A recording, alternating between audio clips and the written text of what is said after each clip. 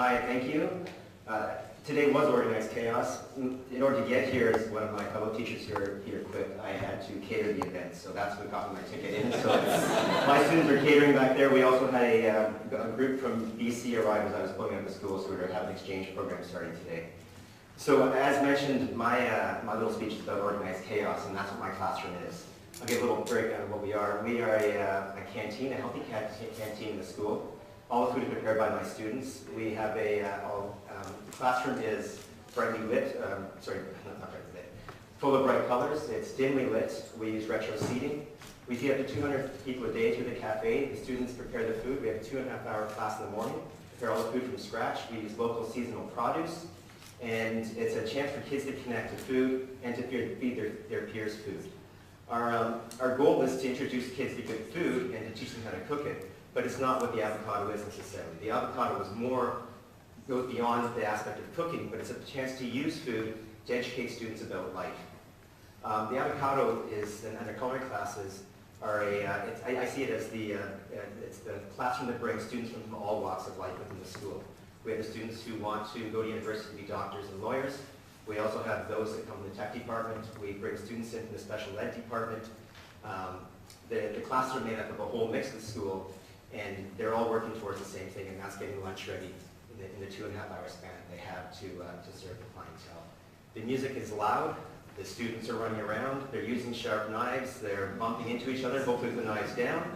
But they are all working together. And if you're coming in from the outside and looking at the avocado, you will be a little maybe disturbed in some ways, but you'll be trying to figure out how this is a classroom.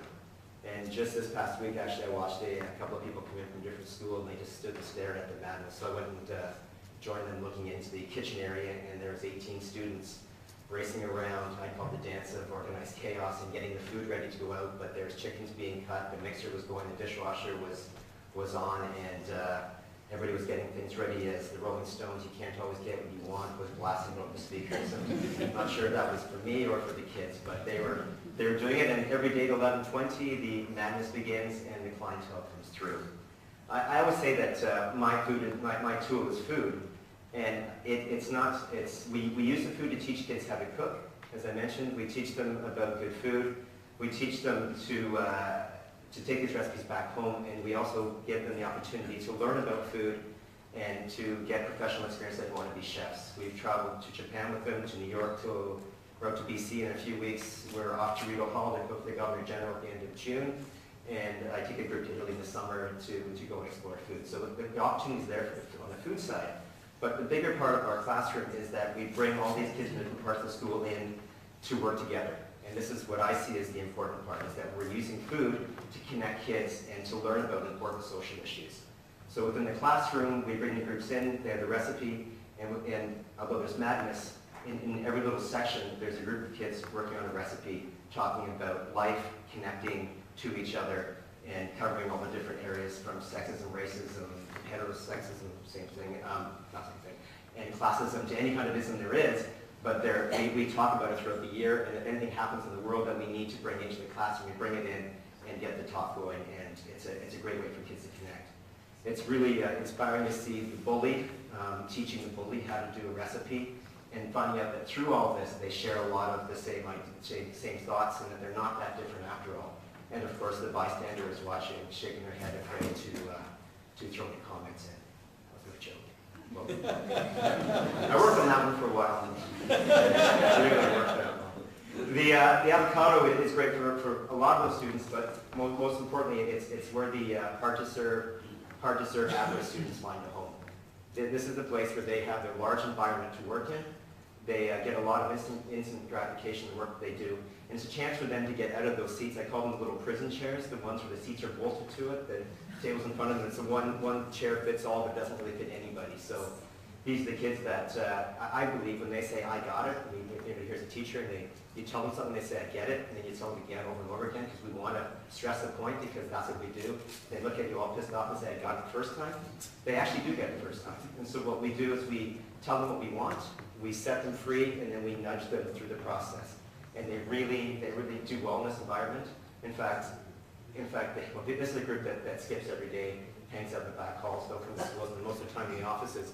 But period 4 in my class, they're all there. All of them lined up waiting to come in.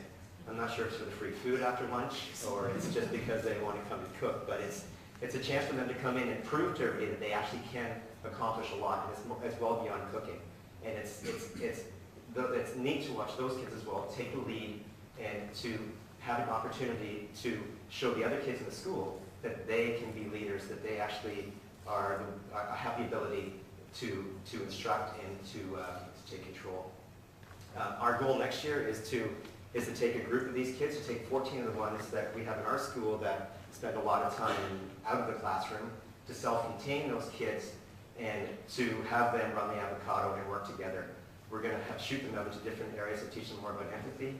We're going to take them off to Cambridge Bay to do an exchange with a group up in a high school in Cambridge Bay that has 15 self-contained kids as well in exactly the same situation as these ones. And then we will hopefully work with them to get them more interested in school and in their subjects through this process. I sometimes wonder if the classroom I've set up is set up for the students or for myself, because I am them. And I guess I was them, and some suggest that I am still them. When I asked Kim, who invited me to do this, I asked her how I should start this process, and that was about 3 days ago, because I am them, of what I'm going to say. She said I should look at my report cards, so I pulled them out, and although I knew I wasn't a great student when I was in high school, I didn't really realize that I was as bad a student as I was. The comments were, as probably not my students, although in those days they didn't have any positive comments, so it was full of bad ones, but it was silly, disruptive, not working to potential, all the ones that you would figure would be there, and one of those kids that would be hanging out. Oh yeah, and also doesn't attend classes regularly. So I took these down to my principal, who is a huge supporter of what we do, and she had a great chuckle over them, and I said to her, well, at least, Dad, at least I wasn't disrespectful. And she said, look at the comments. Of course you were, you idiot. So when I started teaching, which is only 9 years ago, I thought I always wanted to bump into one of my old teachers so I could say to them that, look, I'm teaching. How do you? And now I look at my report cards and I look at the students I teach, and I figure they just look at me and smile and say, karma. Which I hope that my students in the future will come to me and say, well, thank you, but also karma and to you. So thank you so much.